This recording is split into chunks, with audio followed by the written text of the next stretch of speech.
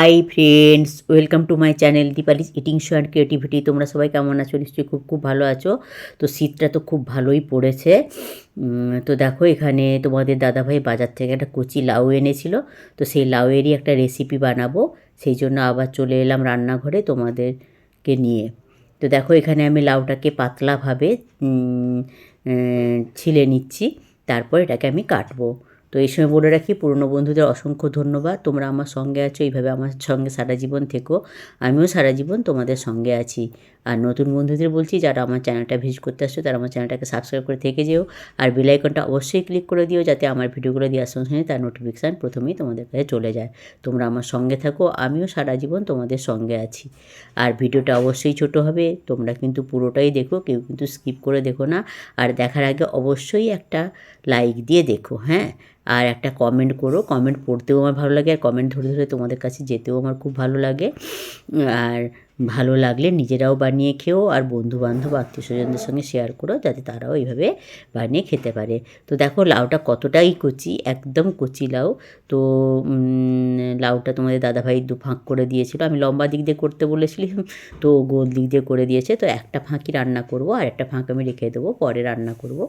তো যেহেতু 3 জন খাবো, তো আমাদের হাফটাতেই হয়ে যাবে লাউতে। তো দেখো, লাউটাকে আমি এখন কেটে নিচ্ছি। তো সেটাই তোমাদের দেখাচ্ছি। লাউটাকে এইভাবে লম্বা লম্বা করে একটু কেটে নেব। আর লাউ সবসময় আমি না ধুয়ে কাটি, কাটার পরে ধুই না।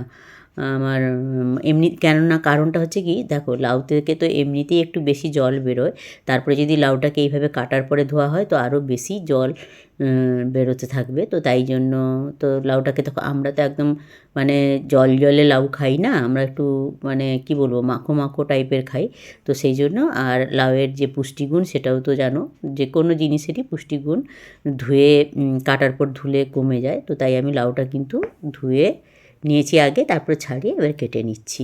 তো তোমরা দেখতে থাকো, সঙ্গে থাকো।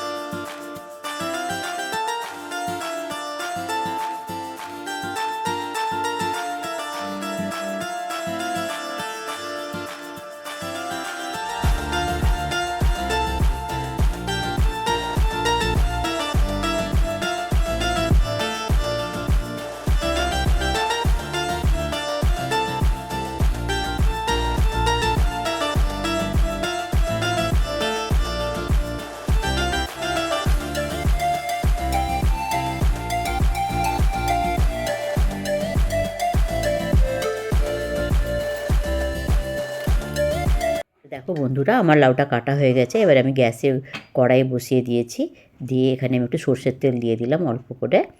তো দিয়ে কি করছি দেখো। তো দেখো, এই যে লাউগুলো যে কেটে রেখেছি লম্বা লম্বা করে, সেটাকে আমি দিয়ে দিলাম।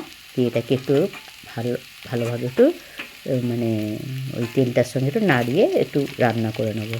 তো দেখতে থাকো, সঙ্গে থাকো।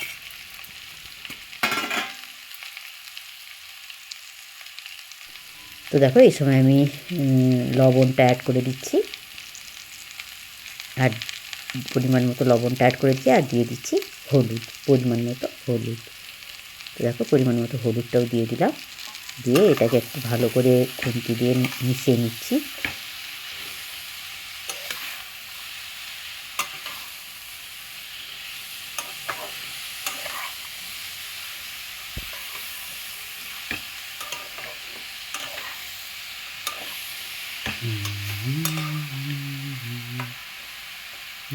তো দেখো, আমার মেশানো হয়ে গেছে। এবার এটাকে আমি একটু ঢাকা চাপা দিয়ে দেবো। দেখো, ঢাকা চাপা দিয়ে দিলাম। তো দেখো, এবার ঢাকা চাপাটা আমি খুলে নিয়েছি। দেখেছো কতটাই জল বেরিয়েছে লাউ থেকে। তো এমনিতেই লাউটা যেহেতু কচি, একদম নরম লাউ ছিল, তাই অনেকটাই জল বেরিয়েছে। আর দেখো, আমি লাউগুলো একটু খুন্তি দিয়ে চেপে দেখে নিলাম, সেদ্ধ প্রায় হয়ে গেছে। তো এবার আমি খুন্তি দিয়ে লাউগুলোকে একটু ম্যাশ করে নিচ্ছি।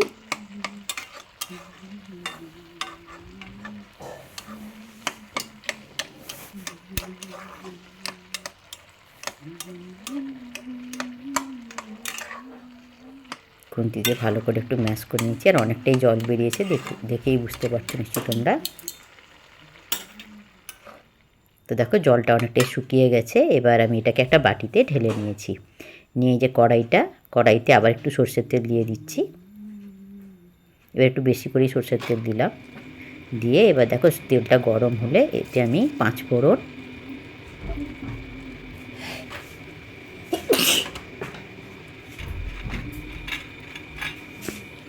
আর কয়েকটা বড়ি আমি হাত দিয়ে আস্তে করে ম্যাশ করে দিয়ে দিলাম। দিয়ে এটাকে আমি একটু এখন ভালো করে ভেজে নেব।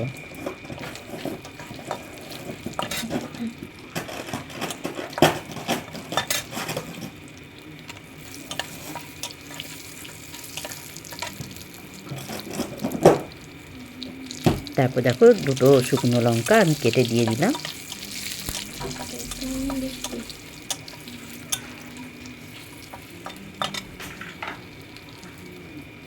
আর দিয়ে দিলাম এখানে একটা পেঁয়াজ আমি কুচি করে রেখেছিলাম, পেঁয়াজ কুচি আর কাঁচা লঙ্কা কুচিও আমি এতে অ্যাড করে দিলাম। দিয়ে এবার এগুলোকে একটু পেঁয়াজটা একটু ভালো করে লাল লাল করে আমি ভেজে নেব।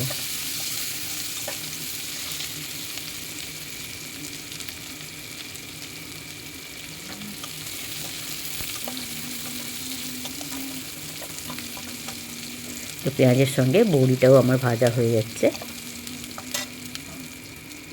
বড়িটা তোমাদের দাদাভাই বাজার থেকে কিনে এনেছিল। আমি আগে বড়ি দিতাম, কিন্তু এখন আর পারি না,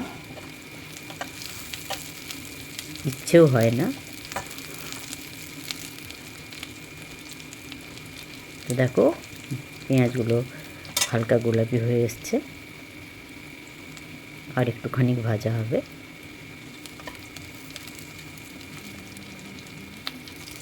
এই পেঁয়াজটা যত ভাজবে না, ভাজাটা যত লাল হবে, তত কিন্তু লাউয়ের স্বাদটা আরও বেশি ভালো আসবে। তাই পেঁয়াজগুলোকে আমি একটু লাল লাল করেই ভেজে নিচ্ছি।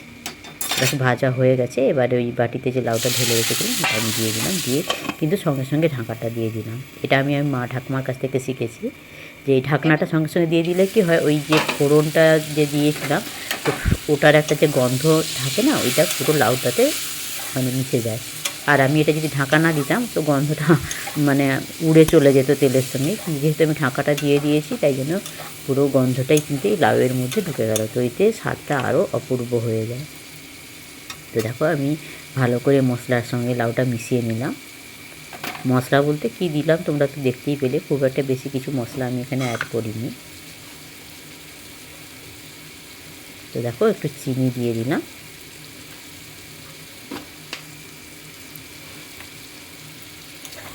এটাকে একটু ভালো করে একটু নেড়ে নিচ্ছি।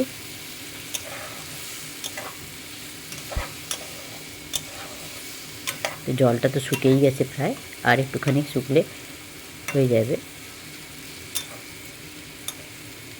আর যেহেতু আমি এখানে আলু দিইনি, তাই মানে যেটুকু মানে কী বলবো, ঝোলটা থাকবে বা যেটুকু রসটা থাকবে এই লাউতে, ততটাই কিন্তু থেকে যাবে।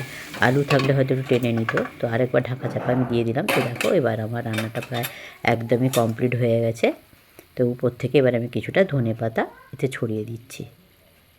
দেখো এটাই হচ্ছে ফাইনাল লুক। কেমন হয়েছে অবশ্যই কিন্তু একটা কমেন্ট করে জানিও। আর অবশ্যই সুন্দর হয়েছিল, যেহেতু পরে ভয়েস দিচ্ছি বলছি, খেতেও খুব সুন্দর হয়েছিল। তোমরা রান্না করে খেও, আর বন্ধুবান্ধবদের সঙ্গে শেয়ার করো, আত্মীয় স্বজনদের সঙ্গে, যে তারাও কিন্তু এইভাবে রান্না করে খেতে পারে। তো বন্ধুরা দেখো, ওই যে লাউ দিয়ে বড়ি দিয়ে তরকারিটা করলাম, ওইটা তোমাদের এখন দাদাভাইকে দিয়ে দিচ্ছি। ও খেয়ে বলবে কেমন হয়েছে।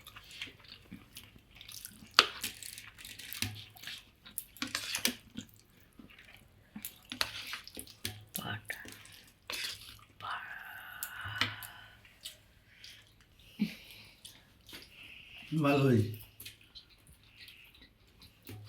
ভালো হয়েছে।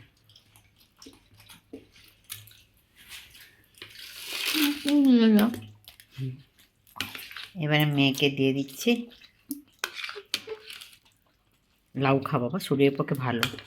মেয়ে একটু লাউ খেতে চায় না। দেখ না আজকে কেমন রান্না করেছি, খেয়ে দেখ। বড়ি দিয়ে করেছি, ভালো লাগবে। সোরা লাউটা শরীরের পক্ষে ভালো রে বাবা, খেয়ে দেখ। আর আজকে যে তরকারিতে ছিল, এটা ছাতুর বড়া, এখানে হচ্ছে মূলো শাকের ভাজা, আর এই যে লাউয়ের তরকারি। ভালো আর হয়েছে। ছিল এই যে চিলি চিকেন, এটা অবশ্যই বাজারের কেনা। বন্ধুরা দেখলে ওই যে লাউ দিয়ে যে লাউ আর বড়ি দিয়ে যে তরকারিটা করলাম, তো ওরা খেয়ে বলে দিল ভালো হয়েছে। তো তোমরা কিন্তু যদি ভালো লাগে এইভাবে বানিয়ে খেও, আর বন্ধু বান্ধব আত্মীয় স্বজনদের সঙ্গে শেয়ার করে যাতে তারা এইভাবে বানিয়ে খেতে পারে। তো এইভাবে একবার লাউ আর বড়ি দিয়ে খেতেই পারো, শীতকালে তো দুর্দান্তই লাগে। তো সবাই খুব খুব ভালো থেকো, সুস্থ থেকো, সাবধানে থেকো, আমার সঙ্গে থেকো, আমিও সবসময় তোমাদের সঙ্গে আছি। Good afternoon, by.